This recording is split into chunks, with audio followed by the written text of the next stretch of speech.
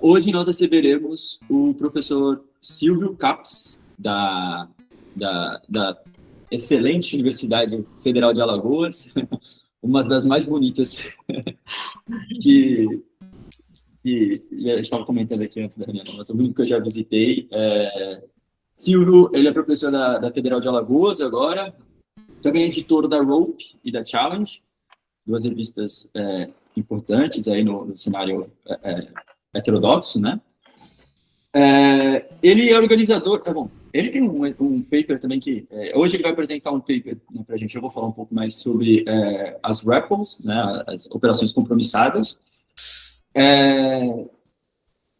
mas assim, tem um texto também, além desse texto, né, que a gente já divulgou aí na chamada para essa reunião, ele tem um texto muito bom de economia monetária e desigualdade, política monetária e desigualdade, que é referência, é um dos textos mais citados, assim, acho que, não sei se eu, Silvio, mas assim, o que eu vejo, assim, sobre o tema, e isso, acho, não sei, eu estou falando aqui por achismo, que isso desencadeou uma série, né, uma iniciativa que ele acaba sendo, ele foi organizador, junto com o Rochon, de uma série de livros sobre bancos centrais, então, um especialista no tema aqui, de bancos centrais, e daí bancos centrais de desigualdade, bancos centrais, Banco Central de Desigualdade, Banco Central e a questão do dólar hegemônico também, que tem uma coletânea muito ampla de livros sobre o tema. Então, e hoje ele vai apresentar aqui para a gente o trabalho sobre operações compromissadas. Eu confesso que eu aprendi muito lendo o trabalho, assim, eu tenho muito... A gente fala muito de operação compromissada com título público para gestão, né, de mercado aberto, mas, enfim, até eu ia falar da Paula aqui, a Ambima teve uma atitude recente também que mudou esse mercado, então a nossa discussão aqui, acho que na reunião de hoje, vai casar bem com o que o FIND vem discutindo. A gente teve uma reunião, né, a penúltima reunião nossa foi sobre endividamento das famílias e como o mercado financeiro brasileiro tem se organizado, né, durante o processo de endividamento, acho que foi com o Bruno Paim. A última reunião foi sobre financiamento verde, sobre a mudança, financiamento para a transição energética, climática. E agora o Silvio vai falar sobre as operações compromissadas, o mercado e o paradoxo do risco, né? Como isso, enfim, eu vou deixar a apresentação um pouco mais para ele. Mas, Silvio, obrigado por aceitar o convite e a palavra está contigo. Obrigado, Caio. É um prazer estar falando com vocês, poder estar divulgando aqui a minha pesquisa, né, as coisas com as quais eu venho trabalhando nos últimos anos. Avisar também que, como o Caio me deu a liberdade de poder divulgar o link da chamada, né, para a UFAL, estou vendo aqui vários alunos da graduação do mestrado aqui da UFAL apareceram, tem professor também, meu colega Reile, já deu bom dia aqui no chat. Eu vou começar a apresentação, gente, deixa eu só botar aqui na tela cheia e compartilhar minha tela, mas só para avisar também, se vocês tiverem alguma dúvida, fiquem à vontade, dá para encarar, não como uma palestra que eu falo e só no final vocês perguntam, mas se quiserem perguntar durante, tá? Fiquem à vontade, pode ser tanto pelo chat, quanto levantando a mão, né, tirando do mudo. Só vou ter que fechar a minha janela, porque resolveram reformar um portão aqui na frente. Agora, uma martelação aqui, é sempre assim, quando tem uma palestra, acontece de tudo, né? O cachorro late, o vizinho briga, começa uma reforma, sempre no pior horário possível, né? Deixam tudo para a hora que a gente tem que falar. O Caio, vou até agradecer Ô, Caio, só uma pergunta importante que eu não fiz, era para eu ter feito antes, né? Mas quanto tempo eu tenho? Isso eu devia ter te perguntado mais cedo. Não, o nosso não é muito rígido, não, o controle aqui, mas cerca de uns 40 minutos. Você se sente bem, em torno de 40, uma hora. Tranquilo. Aqui no início eu vou até não falar tanto do artigo em si, e também te agradecer, Caio, pela introdução, até bastante generosa, mas eu estou em muitos lugares agora onde eu vou falar, eu tenho adotado uma postura um pouco inspirado, né, instigado, na verdade, pelo Louis-Philippe Rochon, que é o editor-chefe da Rope e da Challenge, das quais eu sou co-editor, que ele tem uma postura de quase que militante da causa pós-keynesiana, e ele me instiga a fazer a mesma coisa, né, ter a mesma postura, porque o que acontece? A gente, quando editor de revista, só vou pedir, ô Daniel, você está com o microfone aberto, aí está dando para ouvir uns ruídos por aí, se você puder fechar o Thiago. Valeu, obrigado. Acho que passou um pessoal aí atrás.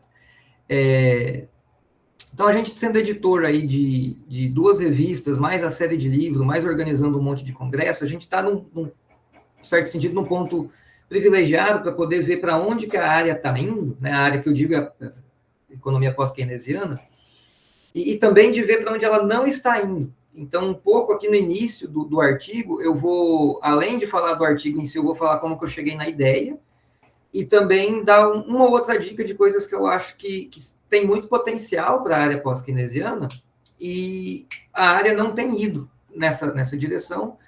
Como eu imaginei que tem muitos alunos, né, da pós, né, aí da UFF, então acho que ficam dicas aí bastante interessantes, e eu, enquanto editor de revista, ficarei muito feliz se conseguir inspirar pelo menos 1 ou 2 pessoas a pegar umas áreas que tem muito potencial da teoria pós-keynesiana e que não estão sendo exploradas, tá? Então, como que eu cheguei na ideia para esse artigo? Foi publicado na Rope no ano passado.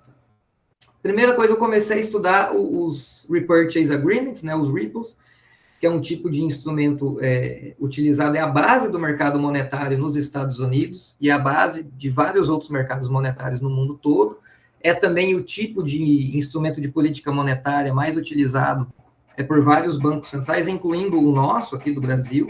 Então, eu comecei primeiro estudando o mercado, o instrumento em si, quem participa do mercado, as suas características mais técnicas, e depois eu fui em busca de encaixar isso dentro da teoria pós-keynesiana e ver como que eu poderia estar trabalhando melhor esse mercado que eu já havia estudado. E quando eu estava estudando os repos, eu fiz algo que eu costumo fazer muito, acho que muita gente aqui vai se identificar, que é achar que eu descobri uma coisa muito nova e depois perceber que alguém já tinha descoberto antes de mim, e daí ter que trabalhar em cima desse fato, né, de que, olha, roubaram a minha ideia, né, sendo que, na verdade, eu só pensei a mesma coisa que alguém já tinha pensado muito tempo antes. Que eu imaginei que eu havia descoberto um novo paradoxo macroeconômico pós-keynesiano, que eu iria chamar de paradoxo da segurança, mas antes de começar a escrever o artigo, quando eu comecei assim, a rascunhar no Word as minhas ideias, eu tive a excelente ideia, graças a Deus eu tive essa ideia, de abrir o livro do Lavoie. Logo ali no primeiro capítulo ele tem várias listas, né, de paradoxos macroeconômicos da teoria pós-keynesiana, e eu tive a excelente ideia de, deixa eu conferir se alguém já pensou o que eu pensei, e já tinham pensado. Então, que bom que não ficou feio para mim, né? Então, na verdade, o paradoxo que eu estava chamando de paradoxo, que eu chamaria de paradoxo da segurança, na verdade, é o paradoxo do risco, que está lá identificado pelo Lavoie e por outros autores, só que é um dos paradoxos menos explorados dentro da economia pós-keynesiana. E daqui é uma das dicas que eu vou dar, assim, de coisas que eu acho que tem um potencial muito grande, que não está sendo devidamente explorado pela área, que é justamente essa lista de paradoxos macroeconômicos. Tá? Tem muita coisa interessante que dá para fazer com esses paradoxos. Eu acho que tem um potencial de publicação e de novas ideias bem grande em trabalhar com esses paradoxos. Alguns são bastante trabalhados, como, né, de salários, custos, poupança, principalmente ali no contexto dos modelos de crescimento e distribuição de renda, mas vários outros, assim, praticamente não têm trabalhos no assunto. Então convido todos aí que estiverem à procura de alguma ideia para estar trabalhando, sempre revisitar aquela listinha de paradoxos do Lavoie, porque ela é muito, muito rica, e ali tem áreas e mais áreas pouco exploradas pela gente aí pós-keynesiana. Estou falando pela gente porque eu estou imaginando aqui que a maioria se identifica, se não como pós-keynesiano, como heterodoxo em geral. E pronto, tendo feito isso, eu pensei, vou escrever um artigo sobre o Ripple e o paradoxo do risco, né? Não esse que eu achei que eu tinha encontrado, mas um paradoxo já identificado anteriormente. Comecei a trabalhar no artigo, e o Rochon estava organizando uma edição especial na Rope, que agora é uma edição recorrente da Rope, que era uma revista que existia anos atrás, editada pelo Alan Pargues, que era Money and Production, e agora a edição de dezembro da Rope sempre é uma edição especial, trazendo de volta, né, entre aspas, não a revista em si, mas a ideia da revista, que é trazer análises da teoria circuitista.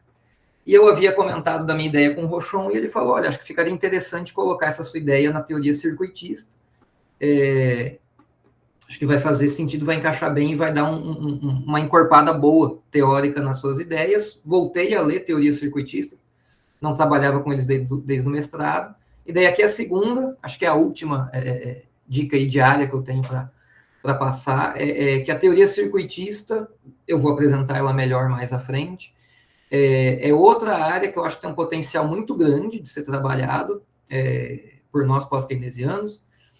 Tem muito trabalho, ao contrário dos paradoxos, né, que eu me referi antes, a área dos circuitistas, eu acho que ela é muito boa, ela é, para mim, fundamental quando a gente quer analisar alguma questão financeira, macrofinanceira, num primeiro momento, porque eu acho que ela localiza bem todos os instrumentos que você está querendo analisar e cria um campo bom de trabalho para ou depois fazer um modelo de crescimento de distribuição de renda, ou um modelo stock flow, ou uma análise econométrica. Acho que é sempre uma boa porta de entrada para qualquer assunto, pensar em termos circuitistas. Tem muito trabalho, só que também tem muita coisa da área macrofinanceira que os circuitistas não trabalham, não foi explorado ainda, então também tem muito potencial. Então foi assim que nasceu o artigo, ele foi uma sequência de ideias, eu primeiro estudando o mercado, depois querendo dar esse verniz de paradoxo macroeconômico pós-keynesiano, e depois, enfim, encaixando dentro da teoria circuitista. Então, deixa eu passar aqui o slide. Então, vamos para a definição do paradoxo do risco, usando as palavras do Lavoie. Então, são inovações financeiras desenhadas para reduzir o risco ao nível microeconômico, espalhando esse risco para um número grande de instituições financeiras, acabam criando um grande número de risco sistêmico ou macroeconômico.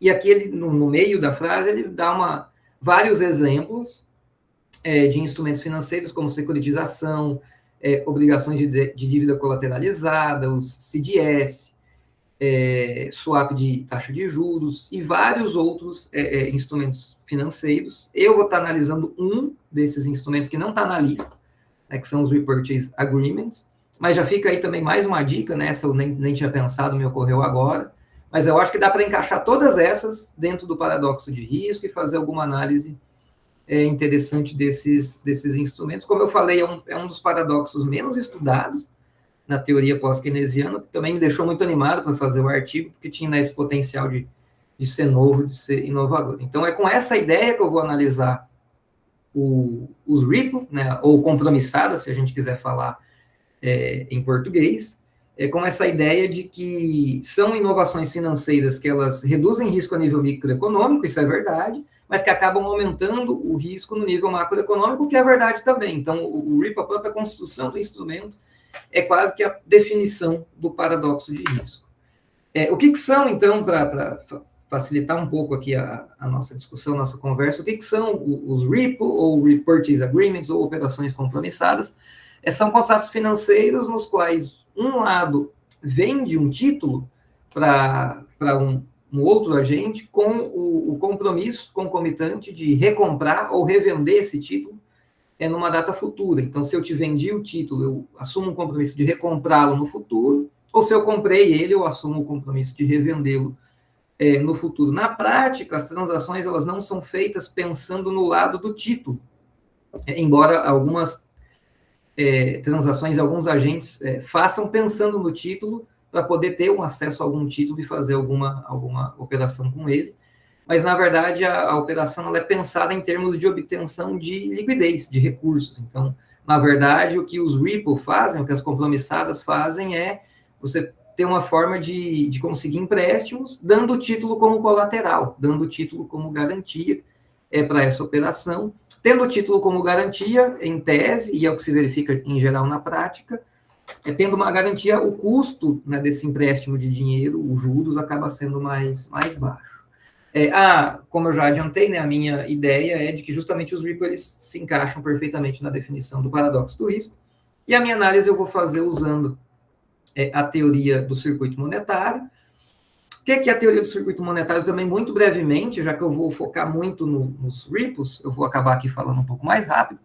Então, a teoria do circuito monetário, ela vem desde ideias que o próprio Keynes havia escrito, depois ela vai ganhando um volume, ela ganha esse nome, teoria do circuito monetário, com esses dois pensadores aqui, né, o Alain Pargues na França e Augusto Graziani na Itália, e ela analisa uma economia monetária de produção através de uma descrição de como que a moeda é criada, como que ela circula entre os principais setores macroeconômicos e como que ela é destruída, tendo aí dois conceitos-chave, que seriam a Initial Finance e a Final Finance.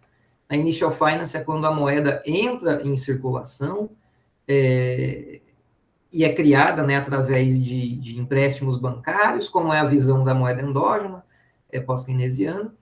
E o Final Finance seria a forma pela qual as firmas, ao final do circuito, obtêm a liquidez necessária, né, ou os depósitos, ou a moeda necessária para liquidar a sua dívida.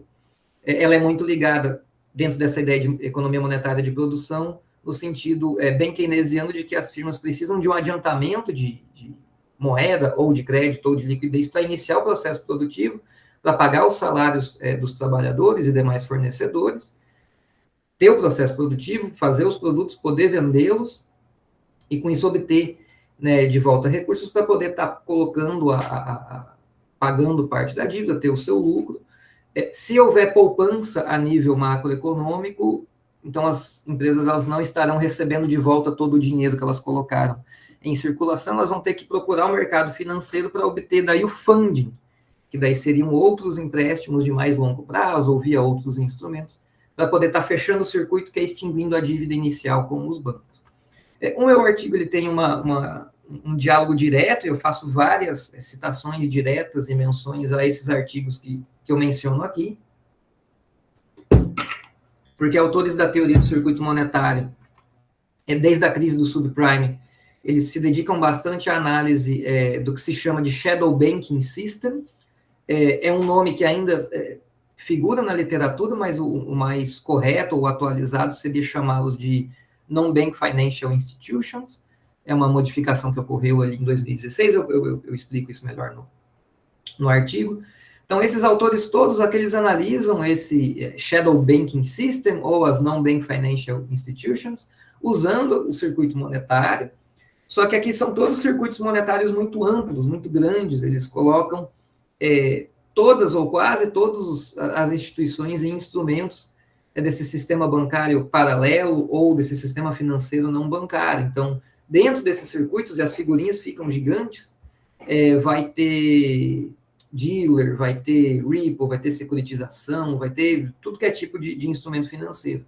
Aqui eu acabei tendo uma abordagem mais focada e menos abrangente, de analisar um subcircuito monetário, se a gente quiser chamar assim, só olhando para as repos. Então, agora dando um foco aqui só no que são, né, as operações compromissadas, e daí toda a minha análise ela é feita para o mercado monetário dos Estados Unidos, tá? Ela é mais focada nesse sentido. Então, esse mercado, embora essa estrutura geral aqui, ela se repita em praticamente todo o mercado monetário que tenha compromissadas, tem três grandes tipos de participantes nesse mercado, que são os cash lenders, ou quem vai estar emprestando dinheiro, quem tem liquidez, quem tem depósitos, os borrowers, que seriam quem está pegando emprestado, e os dealers, que são intermediários, eles ficam operando entre quem tem dinheiro para emprestar e quem quer pegar dinheiro emprestado. Quem está procurando dinheiro emprestado nesse mercado, em geral, está em busca de recursos para poder alavancar o seu portfólio de títulos. Não é o único motivo para alguém estar pegando dinheiro emprestado nesse mercado, mas é um dos principais. E os que emprestam, em geral, eles estão procurando um local seguro para colocar os seus fundos, porque muitas vezes esses emprestadores de recursos, eles têm depósitos muito grandes, por exemplo, como o caixa de grandes empresas, se a gente imaginar no caso dos Estados Unidos, Amazon, Microsoft, Nvidia, Coca-Cola, McDonald's, qualquer uma dessas grandes empresas, o caixa delas é muito grande, está muito acima do limite aí do fundo garantidor de crédito, né, que os Estados Unidos também tem, a gente também tem. Então, e nos Estados Unidos, mais do que aqui, bancos costumam quebrar, de vez em quando quebra um ou outro. Seria muito desagradável para uma empresa ter o seu caixa em um banco que quebrou e o seu depósito está bem acima do fundo garantidor de crédito. Colocando o caixa da empresa no mercado de Ripple, você empresta o caixa da empresa e recebe os títulos em garantia. Caso o emprestador não devolva os recursos, você tem os títulos. Então, você não perde recursos, né? Uma forma mais segura do que deixar grandes depósitos colocados no sistema bancário, por exemplo. Mas entre os emprestadores não são apenas o caixa de grandes empresas, tem os Money Market Funds, são fundos de investimento especializados, focados em justamente emprestar dinheiro no mercado monetário. Daí vai ter Ripple, vai ter Commercial Paper e uma série de outros títulos, de outros instrumentos de curto prazo. E os dealers, eles estão no meio, né, de emprestadores e de quem está emprestando e de quem está pegando emprestado. Eles estão sempre fazendo o Ripple nas duas pontas. Eles estão pegando dinheiro emprestado e emprestando também nesse mercado, lucrando daí com a diferença, né? Ele paga um juros mais baixo quando ele pega o dinheiro emprestado e cobra um juros um pouquinho mais alto quando ele empresta. Para algum agente, ele lucra, então, com esse spread, que é o chamado bid-ask spread. Em termos aí de balanços contábeis, tem alguns alunos meus aqui me assistindo, sabem que eu faço zilhões desses toda a aula. O que a gente tem aqui? Quem vai pegar emprestado, né, os recursos inicialmente, deixa eu pintar melhor aqui, isso aqui seria o período inicial. Então, quem vai pegar dinheiro emprestado, ele tem os títulos, e quem vai emprestar o dinheiro, obviamente, tem os depósitos, tem ali o dinheiro que será emprestado. Em termos contábeis, a convenção contábil, no artigo eu boto lá citações de acordos internacionais que regem a nível internacional, a contabilidade dos Ripples. Para quem pegou o dinheiro emprestado, os títulos não saem do seu balanço contábil, por mais que o título ele acabe andando, né? Como ele é dado como garantia, ele vai parar no balanço de quem emprestou o dinheiro. Mas, contabilmente, a convenção contábil, ele ser mantido aqui nesse ativo, ele só é reclassificado. Ao invés de ser classificado como títulos, ele é classificado como colateral. Por quê? Justamente para deixar claro contabilmente, nas demonstrações contábeis, a alavancagem que o Ripple proporciona, porque além desses títulos que você deu como colateral, você adquiriu novos depósitos, mas com esse novo passivo aqui, que são as compromissadas. Então, há uma expansão do balanço contábil de quem está pegando dinheiro emprestado via Ripple. Aqui é uma frase da Sissoko, num artigo dela muito bom. Quem gosta do assunto, eu recomendo a leitura desse artigo, que é: os contratos de Ripple, eles são desenhados de forma assimétrica para proteger os emprestadores de dinheiro. E isso porque existem muitos mecanismos por trás das Ripples que garantem a segurança de quem está emprestando dinheiro. Então, além de ter um colateral, de ter o título, né, como garantia desse empréstimo, existem três outros não instrumentos, mas três outras cláusulas, digamos assim, ou mecanismos, que dão ainda mais segurança para quem está emprestando dinheiro. Então, além de ter o título como garantia, né, receber um título como garantia, há algo chamado haircut, que é o seguinte: por exemplo, com um título que vale $100, eu consigo pegar emprestado, dando ele de garantia, eu consigo levantar $95, $98 ou 99, se for um título muito seguro. Eu não consigo levantar de empréstimos, dando um título como garantia, o valor que ele tem no mercado. Eu levanto um pouco menos. Isso é para proteger quem emprestou o dinheiro. Caso eu empreste o dinheiro nesse mercado, recebendo o título em garantia, e daí esse título perde valor no mercado, e quem pegou o meu dinheiro emprestado não me paga, eu vou ficar com um título que perdeu o valor em mãos. Então, eu vou ter um prejuízo. O haircut é uma forma de se proteger desse prejuízo. Além disso, tem a contabilidade com marcação a mercado, ou market to market, que os contratos são atualizados em tempo real, conforme o preço de mercado varia. O detalhe importante desses empréstimos, gente, de Ripple, que eu acabei esquecendo de mencionar, é que muitas vezes eles são empréstimos de um dia para o outro. Então, são empréstimos que eles são feitos hoje para ser devolvidos amanhã. No caso de caixa de grandes empresas, é no final do dia que é emprestado para receber de volta no início do outro dia. Então, durante o dia, a empresa tem o seu caixa para operar, ao final do dia, ela passa isso empresta, né, via repo e recebe no início do outro dia.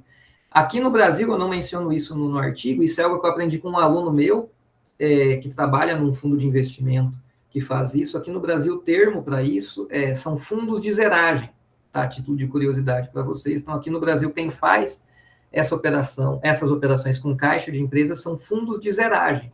Zeragem de quê? Do caixa da empresa. Então, a empresa tem o seu caixa na rede bancária ao longo do dia, ao fim do dia, depois que ela fez seus pagamentos para fornecedores, trabalhadores, etc., ela zera, o fundo vai lá e zera o caixa da empresa, tomando esse recurso emprestado, dando títulos como garantia. No início do dia seguinte, a operação é revertida. Então, os repos são operações de curtíssimo prazo, às vezes prazo de uma semana, um mês, mas muitas vezes é de um dia. Então, voltando aqui e recapitulando. Então, para quem está emprestando, e daí aqui é a primeira perna do paradoxo do risco, né? A nível microeconômico, ela elimina ou diminui muito o risco para quem está emprestando dinheiro, porque tem o título dado como colateral, tem esse haircut, que é um desconto, então quem emprestou o dinheiro tem uma garantia, uma proteção contra uma diminuição no valor do título a mercado. Além disso, tem a marcação a mercado, que é uma atualização do preço desse título em tempo real, e caso o preço do título caia de modo a cobrir todo o haircut, daí para dar números, voltar ali no exemplo redondinho, eu dei um título que vale $100, consegui levantar $95. O preço desse título vai caindo ao longo do dia. De $100, ele chega em 95, que é justamente o limite do meu haircut. Se continuar caindo, eu que emprestei dinheiro, vou perder, vou ter prejuízo, caso quem pegou o dinheiro emprestado me dê calote. Então, daí vem o terceiro mecanismo, que é o de margining, ou de colocar novas margens, que é o seguinte: eu que te emprestei dinheiro, ao perceber que na marcação a mercado o preço do título caiu a ponto de ele encostar no meu haircut, eu te dou duas opções. Ou a gente termina o contrato agora, e você não me devolve o dinheiro e eu fico com o título, ou você me dá mais títulos como margem para que esse contrato continue funcionando. Então, para quem empresta recursos nesse mercado, existem diversos mecanismos que garantem a segurança desse empréstimo. E daí, voltando lá para o paradoxo do risco, a nível microeconômico parece um instrumento perfeito, né? Ele elimina ou diminui muito o risco a nível micro, mas a nível macro ele permite que continue aí se acumulando esses riscos, porque o risco não some do sistema, ele só vai parar em algum lugar. Ele continua sendo acumulado, mas a nível micro ele parece que sumiu.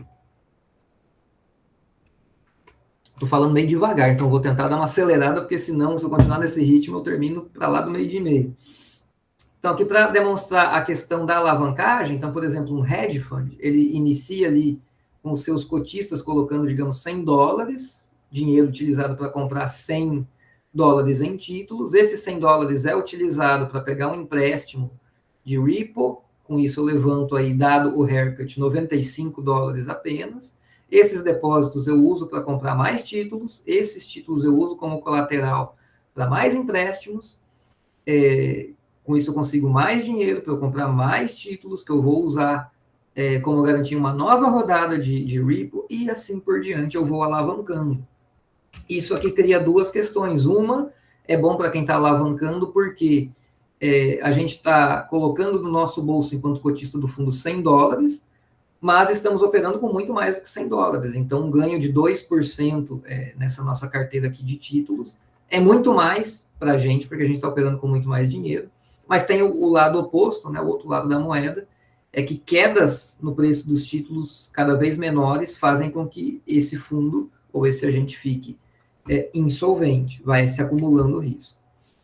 Na prática, aqui eu não vou entrar muito, mas se vocês tiverem dúvidas, mas no final eu posso voltar, mas na prática o mercado de repo nos Estados Unidos, ele é dividido em pelo menos 4 mercados distintos ou segmentos distintos, cada um deles é responsável por uma combinação de características que vão na ideia do clearing e do settlement. E daí o clearing, deixa eu voltar aqui no slide anterior, O clearing, ele se refere à existência ou não desta CCP, que é Central Clearing Counterparty, que o nome em inglês já é meio autoexplicativo. Há uma contraparte que é central para todas as operações dentro desse segmento. Então, ao invés de eu emprestar dinheiro para um outro agente, eu empresto para esta CCP, e a CCP é quem é a contraparte de quem está pegando o dinheiro emprestado. Isso é interessante nos Estados Unidos por uma questão regulatória, que permite que os dealers, eu vou explicar isso melhor já adiante, permite que os dealers consigam reduzir o tamanho do seu balanço para fins regulatórios. Então, eles conseguem operar com muito mais dinheiro. Quando a regulamentação vai olhar o balanço dos bancos, eles conseguem diminuir muito o valor do seu balanço, dada a existência de uma contraparte central. Do lado do settlement, que em português seria liquidação, né, ele pode ser tanto bilateral, no qual as duas contrapartes, os dois agentes, eles se encontram diretamente, ou há uma intermediária aí, que faz os serviços de custódia e de liquidação. Isso é importante no mercado porque quando a gente está falando do caixa de uma grande empresa ou de um grande banco, um grande fundo de investimento, você vai ter ali um corpo técnico especializado que consegue verificar as características de um título que está sendo dado em garantia, recebê-lo, operar com ele, caso o contrato de Ripple se termine e você fique com o título em mãos. Mas no mercado de Ripple você tem também vários pequenos players que não têm essa capacidade técnica tão grande de estar gerindo um portfólio grande de títulos, de estar gerindo a custódia desses títulos e depois procurando uma forma de vender todos esses títulos, caso o contrato de Ripple, o emprestador de dinheiro, quem pegou dinheiro emprestado, não pague, você fique com uma montanha de títulos e você não tem expertise ou capacidade técnica, né, de funcionários mesmo para estar digerindo uma carteira grande de títulos. Então, essas 4 dimensões, elas criam aí uma certa matriz. Isso aqui não fui eu que criei, tá? Essa matriz, ela vem desses autores, o Kahn e Olson, que eles são autores, são pesquisadores do Office for Financial Research, que é um órgão dos Estados Unidos que foi criado depois da crise do subprime para analisar as non-bank financial institutions, mas o que eles acabam mais escrevendo e analisando é justamente o mercado de Ripple. Então, para quem pesquisa na área, é leitura obrigatória, tudo que eles publicam é leitura obrigatória. Eu vou botar alguns gráficos de artigos deles aqui na apresentação, que eu não tenho no artigo, mas aqui eu mostro para vocês. Tá? Essa matriz, ela mostra aqui, então, os 4 segmentos de mercado, o que é o Uncleared Bilateral. Então, neste mercado, as duas pontas se encontram diretamente, não tem intermediário para nada. E aqui no outro extremo, a gente tem o Three-Party Cleared, que daí é um segmento de um serviço oferecido por esta instituição aqui, a FICC, que é a Fixed Income Clearing Corporation, é uma associação de mercado lá dos Estados Unidos. E aqui, quem entra neste subsegmento aqui, neste mercado dentro da grande área aí dos Ripple nos Estados Unidos, quem entra emprestando dinheiro aqui não tem preocupação nenhuma. Você só manda o seu dinheiro e daí o FICC vai estar gerindo o seu dinheiro, garantindo que tem títulos com risco adequado para o que você está emprestando, vai gerir o haircut, vai fazer a marcação a mercado, vai fazer a chamada de margem se for necessário, vai prestar todos esses serviços para você, claro, cobrando uma taxinha, mas não precisa você, o fundo de investimento ou empresa, estar gerindo isso tudo. E daí temos segmentos mais intermediários, que daí é um outro segmento também da FICC, que é o DVP, o Delivery versus Payment. Esse de baixo aqui eu esqueci de dizer o que é, o General Collateral Financing, e o outro Delivery versus Payment. Neste outro ali de cima, ele só tem o Cleared, não tem o Settlement. Então, quem participa aqui tem uma contraparte central, mas tem que gerir haircut, marcação a mercado dos títulos por conta própria. E daí tem a outra, que não tem uma contraparte central. Então, contabilmente, você está emprestando direto para quem está pegando dinheiro emprestado e não para a contraparte central. Que é um serviço especializado de um banco dos Estados Unidos, que é o Bank of New York Mellon, que é quem oferece aí esse serviço de liquidação e custódia mas não tem essa questão da contraparte central. Por que isso? Aí vejam como eu entro bem nos detalhes, né, desse mercado.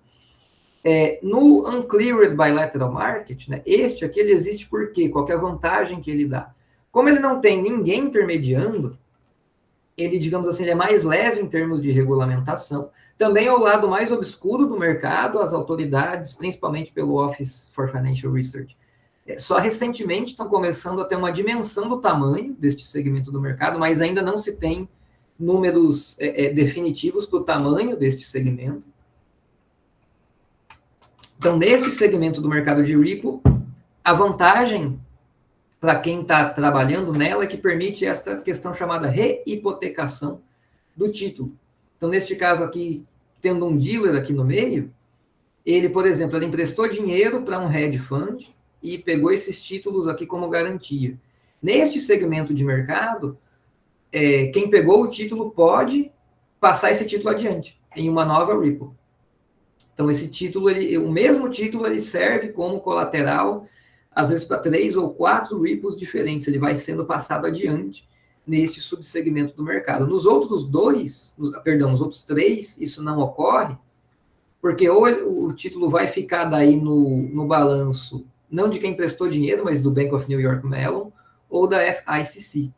Então, só nesse segmento bilateral que se permite essa possibilidade aqui de rehipotecar o título. Então, se alguém está querendo emprestar dinheiro para pegar um título em garantia e quer rehipotecar esse título, vai ter que procurar o mercado bilateral. Já nos outros 2 mercados em que a FICC trabalha, o que acontece aqui é uma outra questão regulatória que os participantes do mercado tentam explorar, que é o seguinte: digamos um dealer, ele poderia estar fazendo algo neste sentido aqui, de pegar dinheiro emprestado de um money market fund e emprestar para um hedge fund.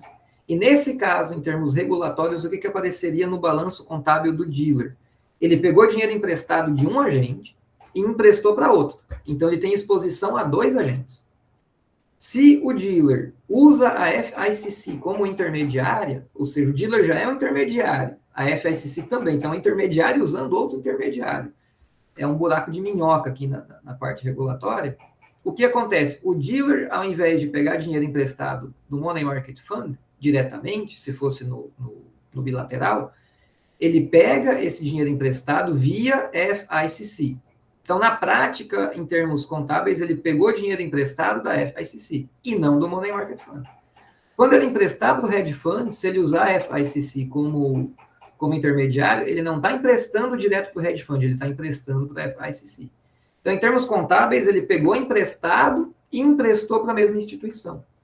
E daí isso, em termos regulatórios, se chama de netting, ou, em português, né, deixar em termos líquidos. Se eu peguei 100 emprestado e te emprestei 100 para a mesma, a minha exposição é o mesmo valor em ambas as direções. Então, em termos regulatórios, a minha exposição, ao invés de ser 100 com um agente e 100 com o outro, é 0, porque eu tenho 100 em uma direção com a FICC e 100 na outra.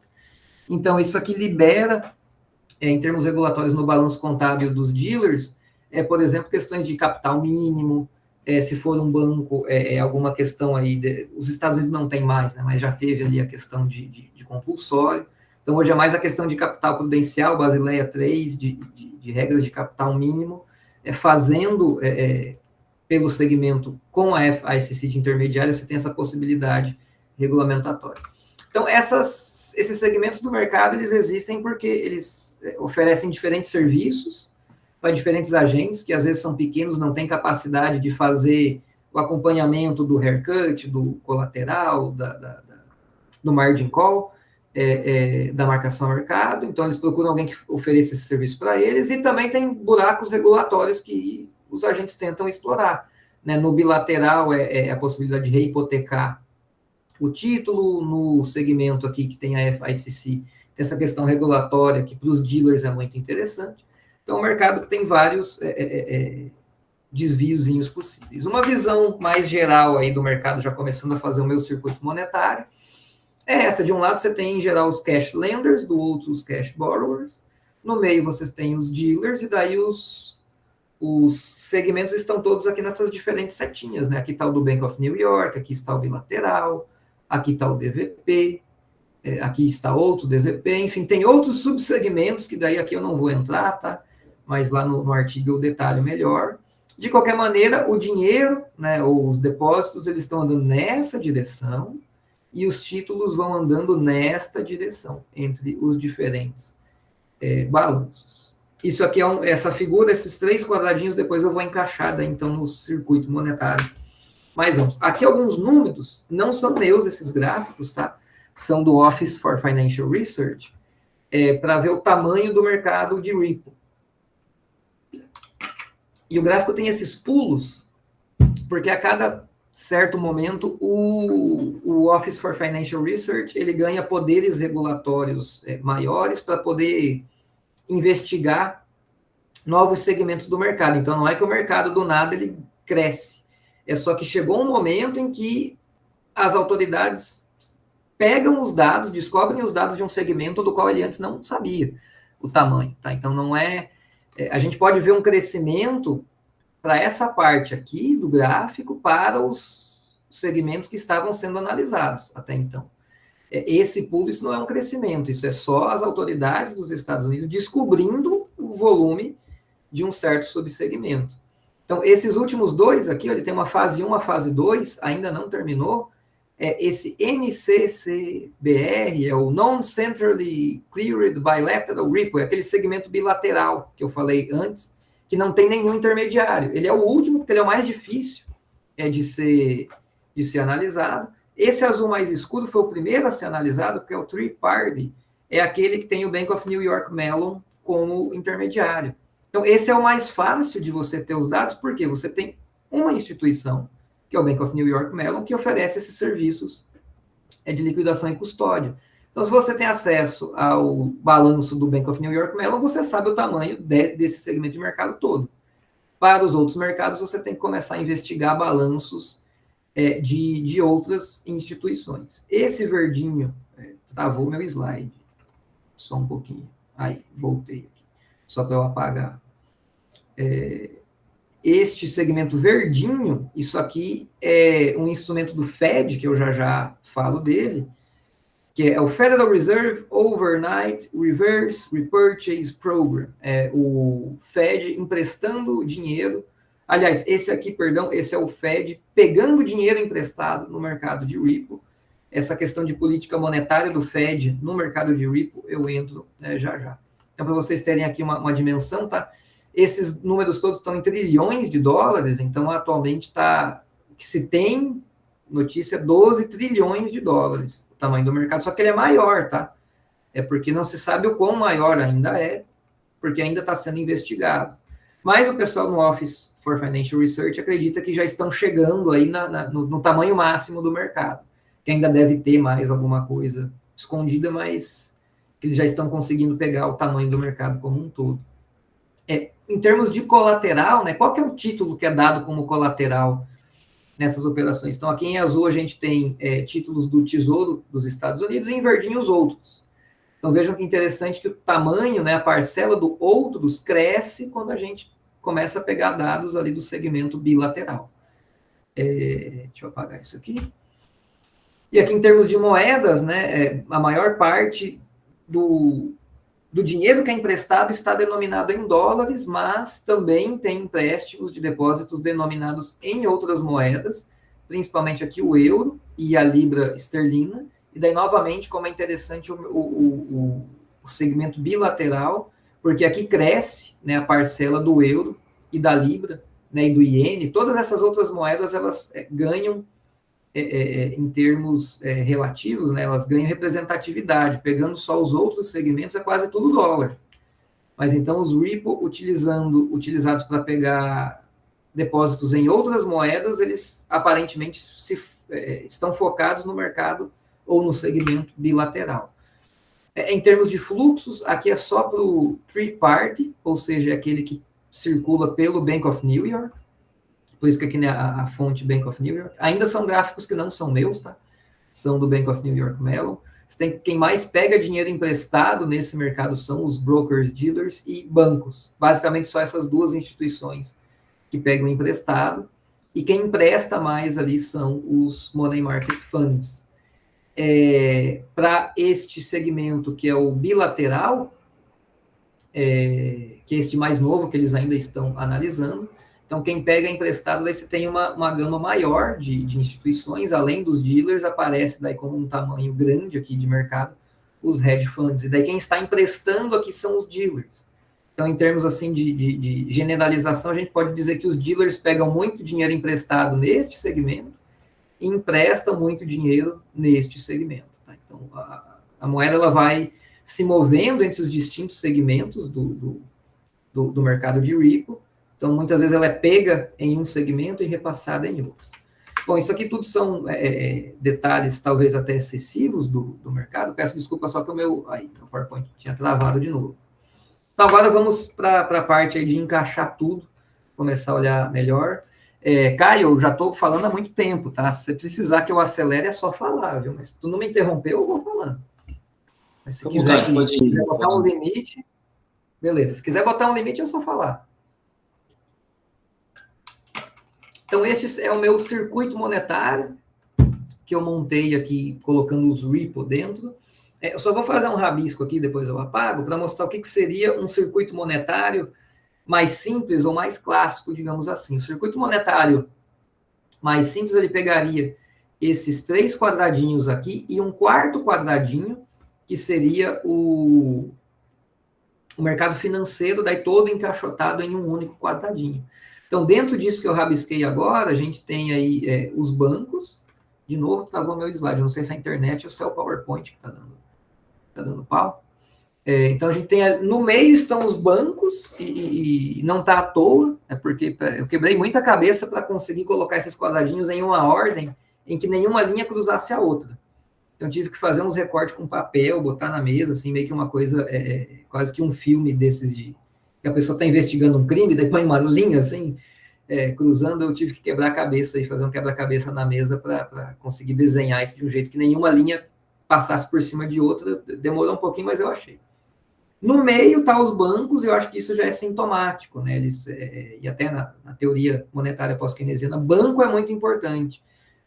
Houve debates aí teóricos depois da crise do subprime de que, até querendo diminuir um pouco a importância dos bancos, de dizer que o shadow banking ou as non-bank financial institutions são mais importantes, estão tomando a primazia dos bancos, e se você analisa com uma ótica pós-keynesiana, os bancos eles continuam sendo importantes, porque é deles que sai a moeda, eles que criam depósitos, o resto movimenta depósitos já criados, o que não é de sua menor importância, só que em termos centrais para o sistema, ainda são os bancos, porque são eles que colocam moeda de forma endógena no sistema, e ela é destruída quando você tem pagamento desses empréstimos. Então, ele é o nó central da análise. Então, o banco, ele, para fazer aqui uma ligação com a teoria do circuito monetário em termos mais clássicos, ele cria moeda aqui, essas tremidas é meu mouse, tá? Que não presta, não está muito bom. Então, ele cria moeda, ou está emprestando aqui para as famílias e para as firmas. Isso aqui já é uma inovação em relação ao circuito monetário mais tradicional, que analisa apenas o empréstimo para firmas. O Initial Finance eu coloco só aqui, isso foi uma sugestão de um parecerista do artigo, dizendo que na teoria do circuito monetário, Initial Finance não é apenas criação de moeda, mas é criação de moeda para iniciar o processo produtivo. Isso eu não havia me atentado na primeira versão do artigo, então depois eu ajustei a figurinha. Então, os bancos eles emprestam dinheiro para os trabalhadores e para as firmas, tem o lado produtivo aqui da economia, mas como eu estou interessado em ver as implicações do repo market, então tenho mais quadradinhos aqui para análise do repo. Então, eu tenho bancos que também podem estar emprestando dinheiro para os dealers, e aqui também se cria e se destrói moeda quando você faz um repo por aqui. Os bancos podem fazer repos com o Fed também, tanto para emprestar quanto para pegar emprestado. Os dealers fazem repos entre si, então por isso que tem essa setinha aqui, entra e sai do mesmo quadradinho. E daí aqui temos as setinhas na direção do dinheiro. né, sai dinheiro ou depósitos dos MMFs e tipicamente, né, são os fluxos mais típicos do mercado, vão dos MMFs para os dealers, dos dealers para os fundos de hedge. E daí o Fed, ele entra aos poucos no mercado. Ele inicialmente, em 2013, ele cria este primeiro aqui, que é o Overnight Reverse Repo Program, no qual ele pega dinheiro emprestado do mercado. Por que em 2013 ele criou um instrumento de pegar dinheiro emprestado do mercado? Porque neste momento o mercado monetário dos Estados Unidos tinha liquidez abundante, dado o quantitative easing, todas as políticas não convencionais que o Fed implementou para socorrer a economia depois da crise do subprime. Então, o mercado, os bancos tinham muitas reservas e agentes de mercado tinham muita liquidez, e liquidez essa que precisava ser enxugada. Então, o Fed enxugou no mercado monetário com este instrumento. Posteriormente, o Fed teve que intervir na outra ponta do mercado. Intervenção essa que ele faz inicialmente em 2019, quando há um estresse no mercado de repo. Deixa eu mostrar aqui a taxa de juros. Essa é a taxa, é a Secured Overnight Financing Rate, é a SOFR. Ela é uma média de juros para vários segmentos do mercado, só não pega do bilateral, dos outros ela pega tudo. E lá em setembro de 2019, ela teve esse pico aqui, a taxa de juros dos repo, foi ali de uns 2,5% para 5%, ou seja, ela dobrou de preço em um dia. Foi uma anomalia de mercado, as autoridades tentaram entender por que o mercado de repo ele dobrou, mais do que dobrou o custo, né, de empréstimos, e foi uma combinação de fatores.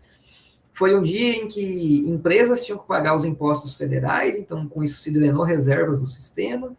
Foi um dia que teve leilões do Tesouro no mesmo dia, então também drena reservas do sistema. E teve um terceiro motivo, que agora eu confesso que eu não estou me lembrando qual foi, mas foram 3 grandes saídas de recursos do sistema. Consequentemente, a moeda ficou mais escassa e o preço dela subiu. O Fed agiu muito rapidamente, como, aliás, ele vem fazendo desde a crise do subprime, ele aprendeu a agir rápido. Então, ele entrou no mercado emprestando, coisa que ele nunca tinha feito. Ele entrou em 2013 pegando dinheiro emprestado no repo, em 2019 ele entrou emprestando. Foi algo temporário, que ele transformou em programa permanente, daí com a Covid, que daí é este outro aqui, que é o SRF, que é o Standing Repo Facility, na qual ele empresta dinheiro ao mercado. Então, hoje, o Fed ele tem 2 programas permanentes de atuação no repo market, tanto para emprestar quanto para pegar emprestado.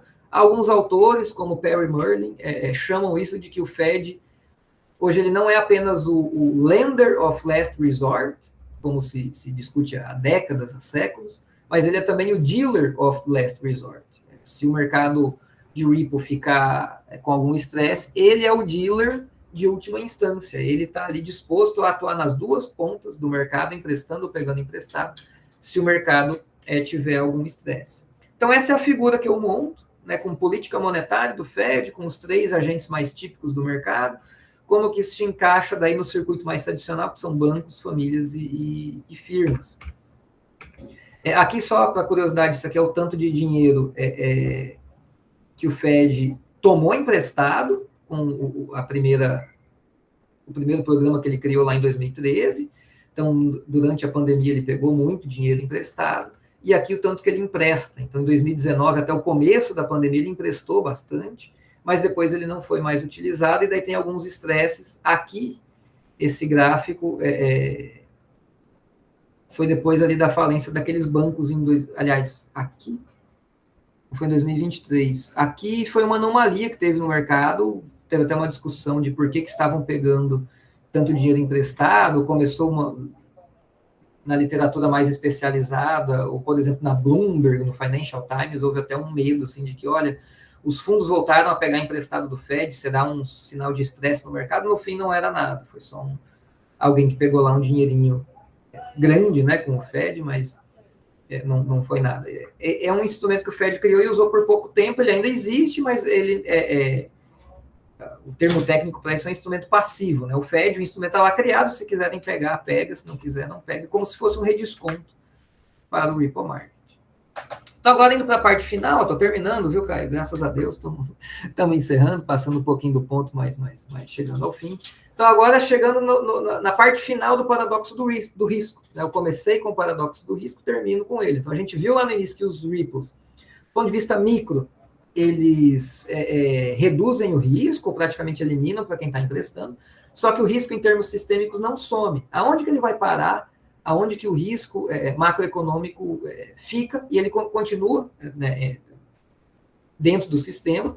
A questão é que o que os ripples fazem, daí aqui que é o ponto mais central assim, para o paradoxo do risco. Eles aumentam a conexão entre os agentes do mercado monetário, principalmente com a questão da rehipotecação. Tem uma outra questão também que os haircuts, eles diminuem na fase de boom, e aumentam na fase inversa do ciclo. Haircut, lembrando, é aquele desconto do tanto de dinheiro que dá para levantar com um título que eu dou como garantia. Então, quando a fase do ciclo está boa, o preço dos títulos cresce.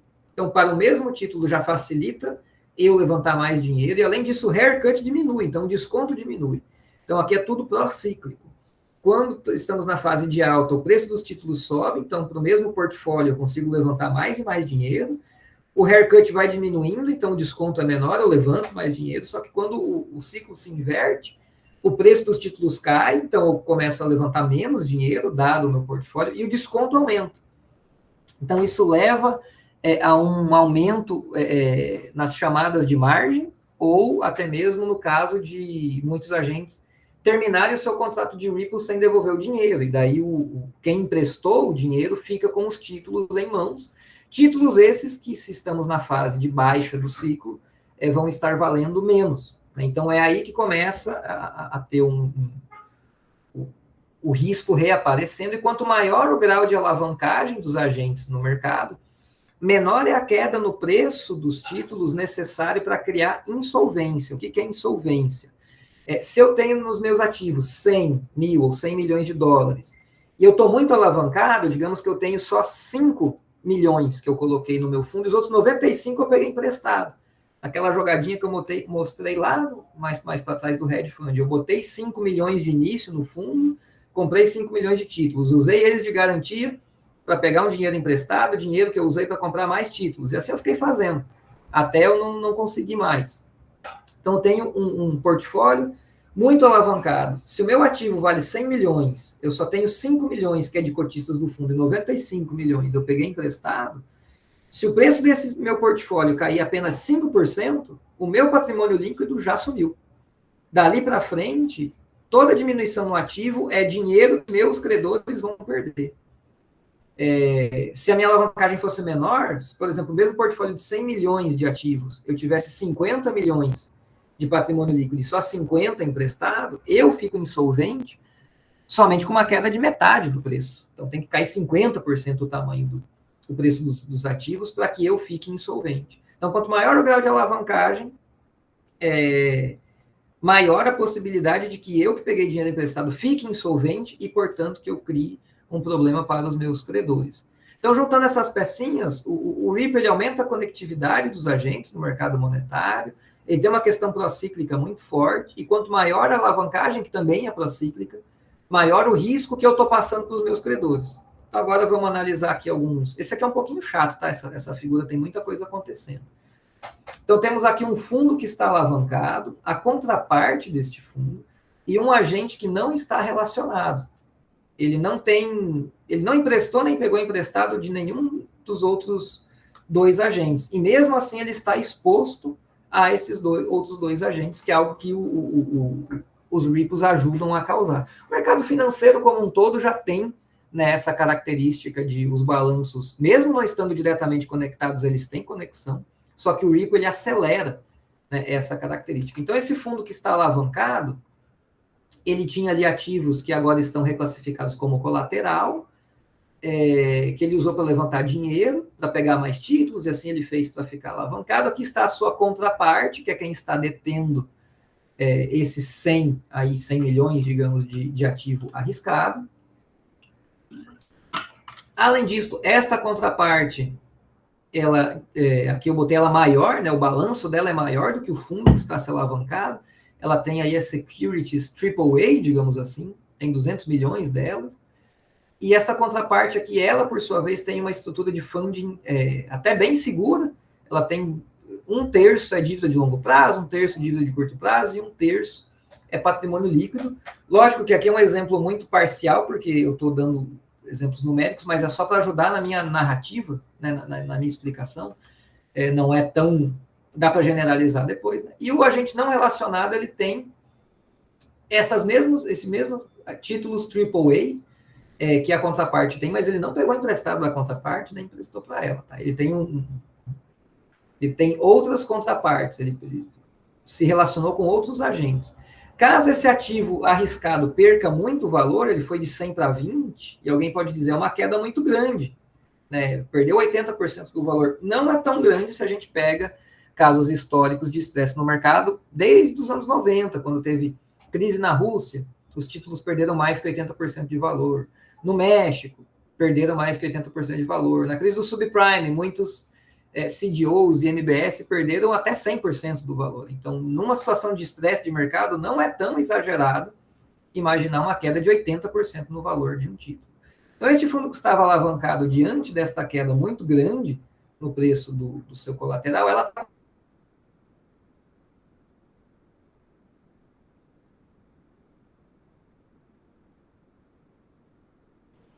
Oi, Silvio? Acho que ele agora congelou, né? Os seus credores, Silvio, você está de volta. Apareceu por Sim. Estou de volta. Você caiu na... Não, foi pouco. Acho que foi na queda de valor. Eu estava falando da queda de valor, do risco. Você tinha que terminar de dar os exemplos lá do subprime, caiu 100%. Aí... tá certo. Beleza. Vamos ver. A minha internet, ela realmente está bem ruim nos últimos dias. Qualquer coisa eu repito de novo. Tá? Então, aqui a contraparte, ao perder tanto valor no seu ativo, né, que é arriscado, ela fica insolvente, portanto, foi à falência, esse fundo fechou. Seu credor tomou um prejuízo grande. Né? Esse ativo que ela tinha que valia 100, agora vale 20. Ela não chegou a ficar insolvente. Ela ainda tem aqui, para o meu exemplo numérico, 20 de patrimônio líquido, mas ela tem uma dívida de curto prazo de 100. Essa contraparte, então, para fazer frente a esse empréstimo de curto prazo de 100, na situação anterior, ela conseguiria pagar com o dinheiro que ela emprestou para o fundo que ficou insolvente. Como o fundo que ficou insolvente, ela não tem mais esse dinheiro que ela esperava receber de curto prazo, para que a contraparte pagasse, por sua vez, a sua própria dívida de curto prazo. Então, para que a contraparte não fique com uma situação financeira complicada, o que ela vai ter que fazer? Ela vai ter que vender alguns dos seus títulos também. Ao colocar esses títulos à venda, e se isso aqui for uma pressão sistêmica no mercado, o preço desses títulos seguros cai também. E é assim que a contraparte, que o agente não relacionado com estes dois, sofre. Porque o preço do ativo seguro caindo, o balanço do agente que não estava relacionado, que não tinha nada a ver com essa história, ficou insolvente. É lógico que aqui os números são... muito específicos, eu coloquei números que me contassem a história dessa maneira, mas no artigo, depois dessa figurinha, eu faço um paralelo, né, histórico, principalmente com a crise do subprime, dizendo que foi mais ou menos isso que aconteceu, é só a gente trocar os nomes aí para outras instituições e botar no lugar desses títulos que eu coloquei, Lehman Brothers, Bear Stearns, Merrill Lynch, que é uma narrativa mais generalista e simplificada, digamos assim, de fenômenos de mercado, que mostram que o Ripple ele não esconde o risco, ele só vai empurrando para algum lugar do sistema, e ele empurra até para quem não está participando diretamente, ou não tem relação direta com um certo segmento do mercado, ou com um certo título. Até quem não está exposto tem exposição. Então, para concluir, eu criei aqui um circuito monetário estilizado, que é para analisar o paradoxo do risco, que é pouco analisado aí pela escola pós-keynesiana, e usando o circuito monetário como framework, para desenvolver aqui o meu argumento, eu mostrei as interconexões desse mercado de Ripple, e justamente para demonstrar o paradoxo do risco, que os Ripples, apesar de todos esses instrumentos, esses mecanismos microeconômicos que eliminam o risco, a nível macro, o risco ainda está lá, até para quem não está tão exposto assim ao mercado, que é basicamente a definição do paradoxo de risco caindo de maduro no nosso colo. E é isso, gente. Obrigado pela atenção. Espero não ter exagerado aí nos detalhes nem no tempo. Obrigado, Caio. O professor, onde é que a gente pode acessar para a gente ler depois? Posso. Vou mandar, Raul, para vocês lá no grupo do NACOM. Aí depois vocês podem Obrigado, acabei não prestando tanta atenção. Está a correria aqui. Tranquilo. Gente, então, obrigado, Silvio, pela apresentação.